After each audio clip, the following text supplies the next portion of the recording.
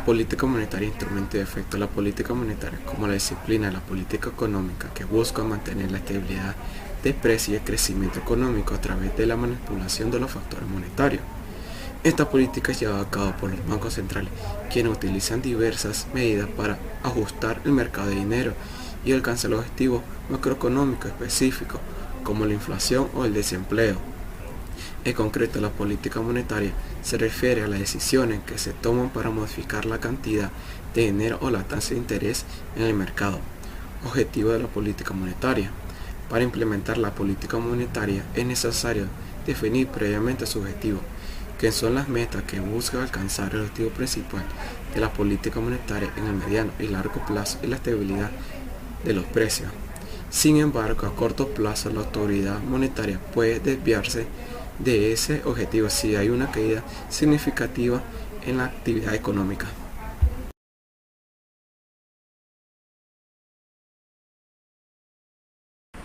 Tipos de política monetaria. Según cuál sea su objetivo, podemos separar la política monetaria en dos tipos. Primera, política monetaria expansiva. Es aquella que busca un aumento en el gasto de la economía, es decir, un desplazamiento a la derecha en la curva de demanda agregada.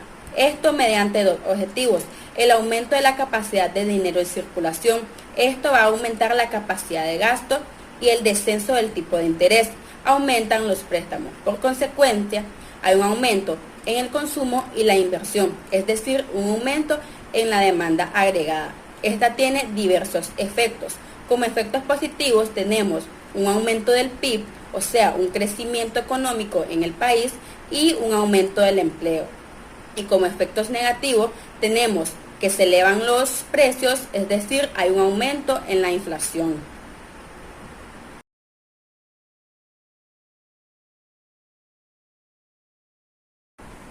Como segunda política tenemos la política monetaria contractiva. Esta busca lo opuesto a la política monetaria expansiva. Esta quiere reducir el gasto de la economía, es decir, un desplazamiento a la izquierda de la curva de la demanda agregada. Las medidas que se utilizan son el descenso de la cantidad de dinero en circulación. Esta disminuye la capacidad de gasto, y el aumento del tipo de interés, disminuyendo los préstamos. Por consecuencia, se tiene un descenso en el consumo e inversión, es decir, un descenso en la demanda agregada. Esta tiene también diversos efectos. Como efectos positivos tenemos que la inflación baja, pues ya que los precios bajaron. Y como efectos negativos tenemos el descenso del PIB, o sea, una baja en el crecimiento económico del país y una baja en el empleo, lo que esto causa una tasa elevada de desempleo.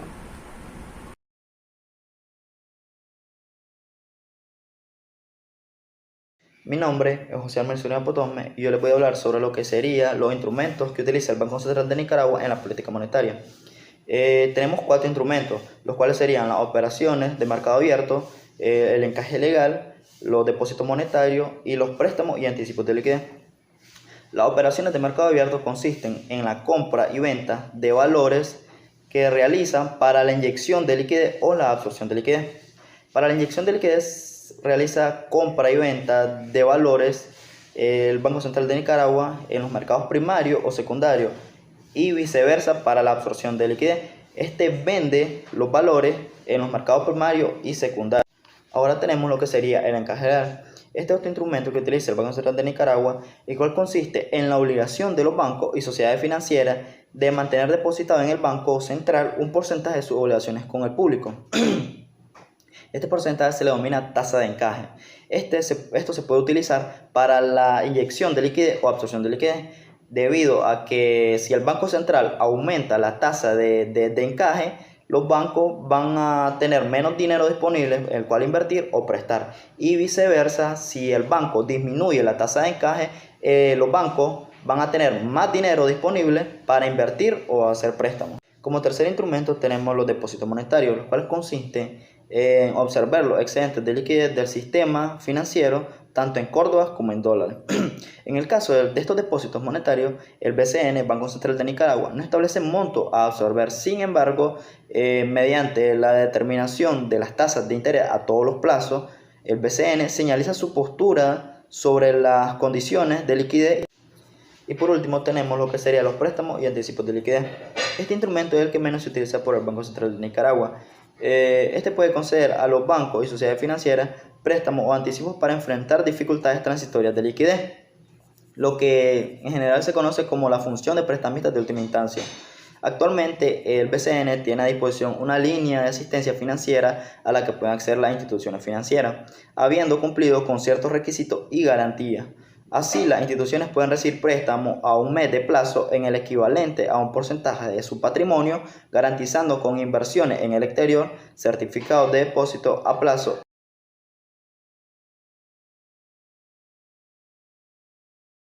Buenas tardes, mi nombre es Brenda Solís y yo les voy a hablar sobre uno de los efectos de la política monetaria, en este caso la política monetaria expansiva.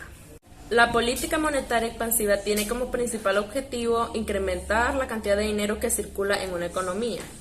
Una de las principales razones por las cuales los bancos toman la determinación de poner en práctica esta política monetaria expansiva es que tiene que ver con la reactivación de una economía estancada, en donde las inversiones son pocas y los indicadores de desempleo son muy elevados. Cuando se inicia una política monetaria expansiva, el banco toma en cuenta 3 herramientas, las cuales son la compra de bonos del Estado en el mercado, disminuir el coeficiente de caja y ajustar las facilidades permanentes. Estas 3 opciones representan la posibilidad de inyectar liquidez a la economía y aumentar el dinero en circulación. Una de las ventajas de esta política monetaria es que busca incentivar la inversión y el consumo a partir de un aumento de la impresión de dinero.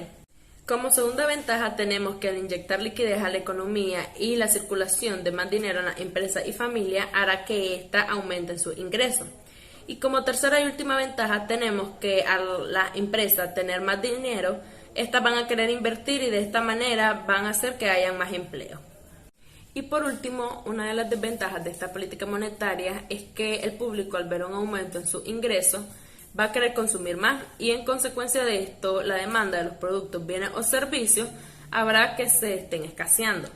Como segunda desventaja también tenemos que al haber escasez los precios de los productos van a subir y esto va a causar la inflación disminuyendo el poder adquisitivo de las personas.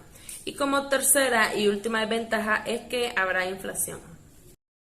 Efecto de la política monetaria de tipo restrictiva. La política monetaria restrictiva tiene un objetivo opuesto a las políticas monetarias expansivas.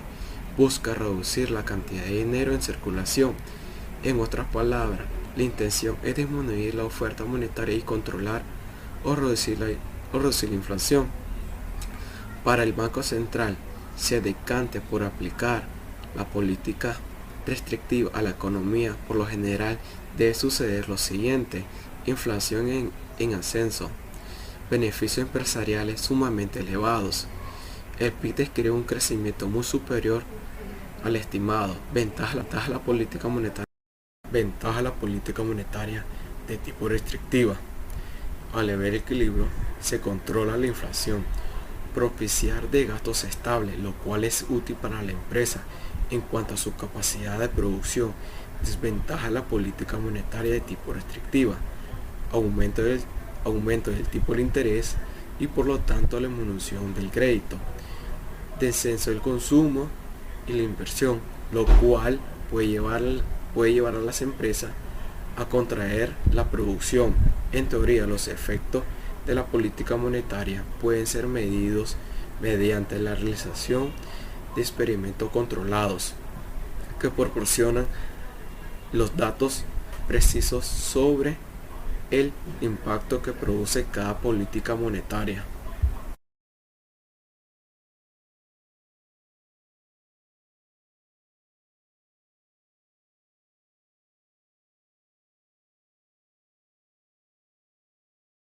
Ahora vamos a hablar del mercado de dinero y la curva LM. El mercado de dinero te permite invertir de forma segura con unas buenas tasas de interés y al mismo tiempo obteniendo una renta fija del dinero.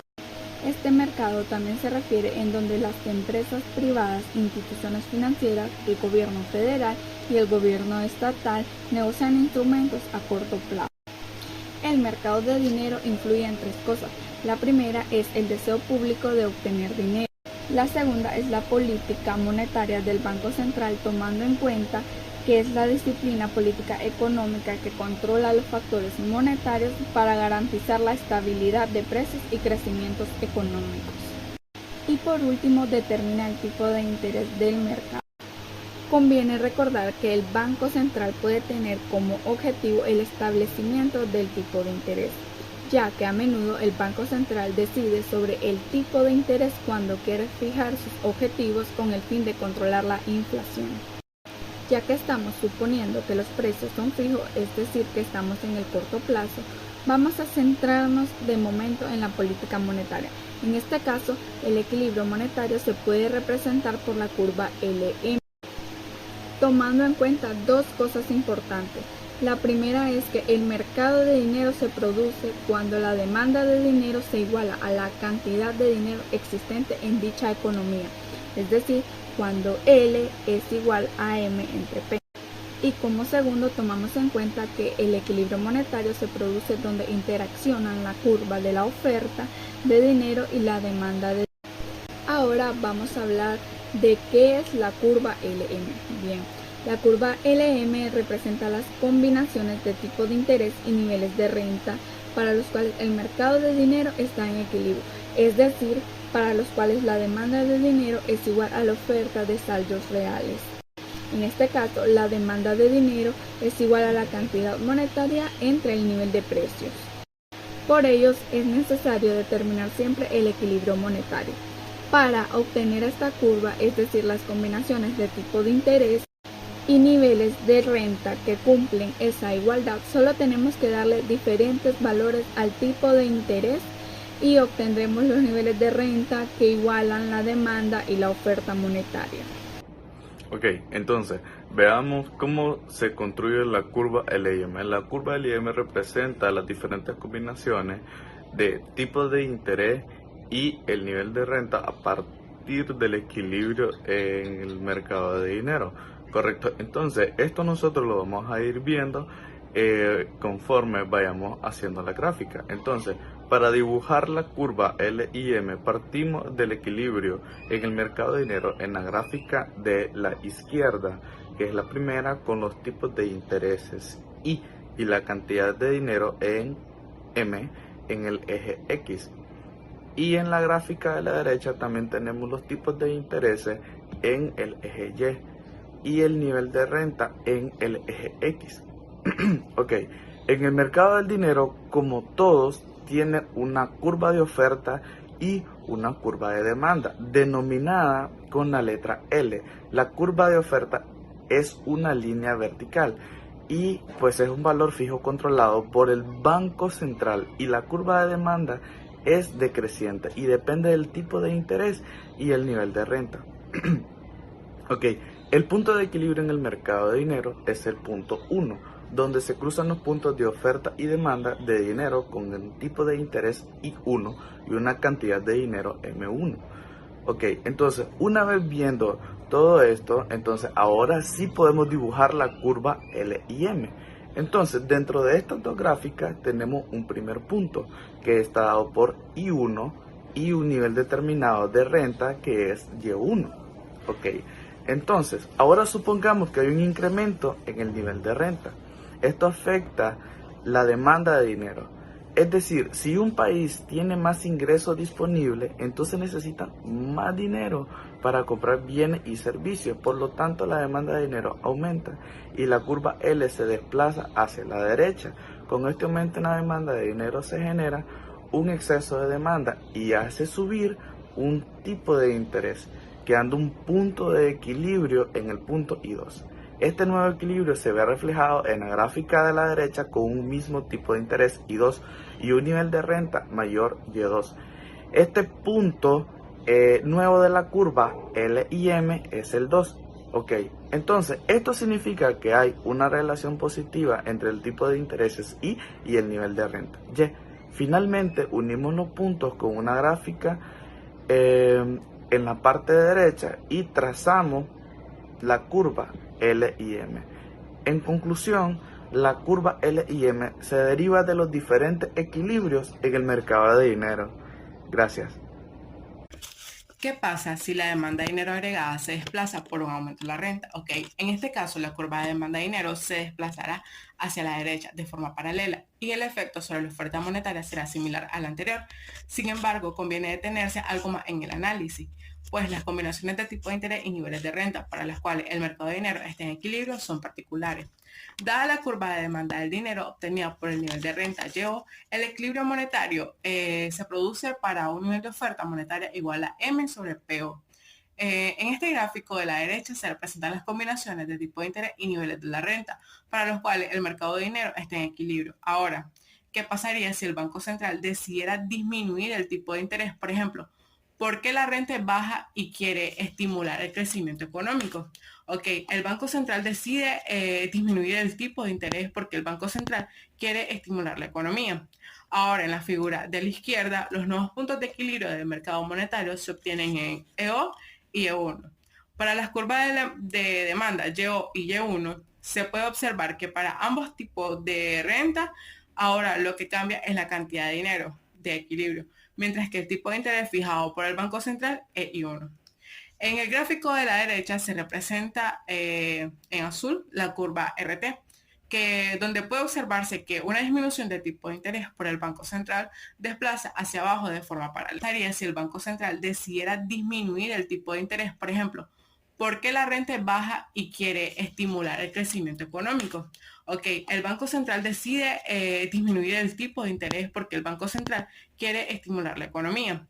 Ahora, en la figura de la izquierda, los nuevos puntos de equilibrio del mercado monetario se obtienen en EO y E1. Para las curvas de demanda YO y Y1, se puede observar que para ambos tipos de renta, ahora lo que cambia es la cantidad de dinero de equilibrio, mientras que el tipo de interés fijado por el Banco Central es I1. En el gráfico de la derecha se representa en azul la curva RT, donde puede observarse que una disminución de tipo de interés por el Banco Central desplaza hacia abajo de forma paralela. Como conclusión, tenemos que cuando las personas tienen dinero en efectivo, están asumiendo un costo de oportunidad, es decir, es el costo del dinero o del precio del dinero. La gráfica representa que la tasa de interés refleja el precio del dinero. Si la tasa de interés es alta, las personas prefieren invertir su dinero para obtener mejores intereses o rentabilidad para tenerla disponible en el bolsillo.